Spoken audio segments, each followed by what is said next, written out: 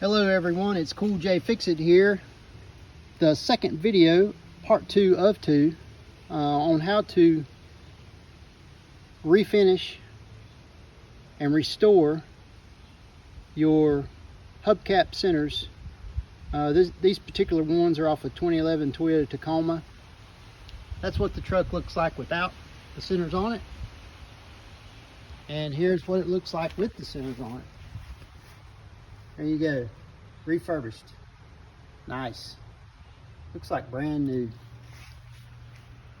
All right, so I'm gonna go through this real quickly with you on how to achieve what you see here. And as if you would remember in the first video, they look pretty rough. The finish was coming off of the plastic.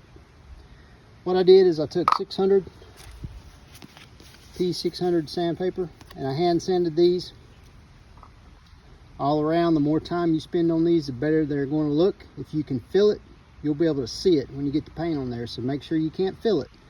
Anywhere there's paint missing, just make sure that you sand it well enough that you can't feel an edge. Speaking of edges, what I did is I sanded up to this point here all the way around. Okay, I did not go down into this area with the sandpaper, so that has not been refinished or repainted or restored. Again, sand over to this edge right here. Okay, all right, once you get finished sanding these, what you're going to want to do is clean them up pretty good, and then you want to take a jar. Okay, now this is a jar of pickles, right? But you can take any jar. Could be jelly, could be moonshine, could be whatever, could be an empty jar. All right, so you want to find a jar that's going to fit right here on this center hub and touch the edge all the way around, this edge right here. All right, that's not going to let any paint go down and get on the emblem whenever you paint these, because more than likely this area in here is just fine on your centers. This area out here and inside here is where the paint, where the finish is going to be coming off. So once you find that jar, you're halfway there. All right, 50%. Another 25% is taping up the emblem, just in case any paint gets through under the edge of that jar, which it won't, more than likely. You want to do this just for a little insurance. All right, you want to keep them looking like this. All right, you don't want paint getting on the emblem at least. All right, so you want to do that. Then after you do that, the other 25% is getting you some paint. All right, this material here is metallic paint and primer in one, good for wood, metal, plastic, and masonry, titanium silver. This particular brand works well, very well, and matches very well, as you can see.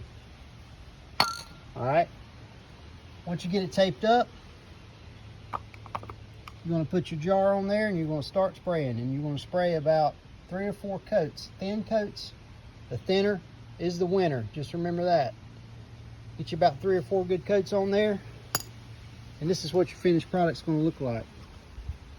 All right, now once you get these finished, let them dry for at least 48 hours in a low humidity setting. Then you're going to get the centers lined up back on the truck, and you're going to just pop them right back in.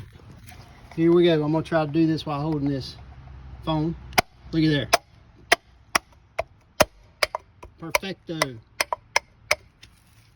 Looks like brand new. Look at that. Woo!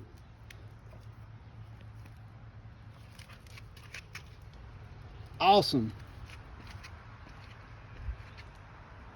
Remember, thinner is the winner when it comes to paint. 3 coats. Cool J Fix It. Easy peasy, Japanesey.